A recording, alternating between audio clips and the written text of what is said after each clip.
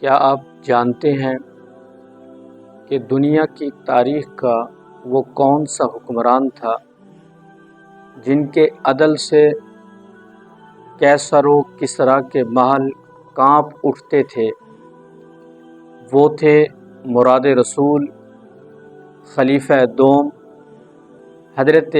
سیدنا عمر فاروق رضی اللہ تعالی عنہ۔ وہ حضرت عمر جن کے اسلام لانے پر کعبے میں سرعام نماز پڑھی گئی، وہ حضرت عمر جن کی زبان پر حق جاری ہوتا تھا، وہ حضرت عمر جن کے راستے سے شیطان بھاگ جاتا تھا، وہ حضرت عمر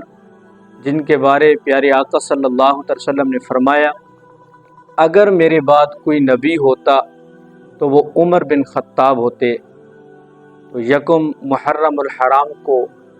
آپ کی شہادت کا دن ہے، تو آئیے آج عہد کریں کہ صرف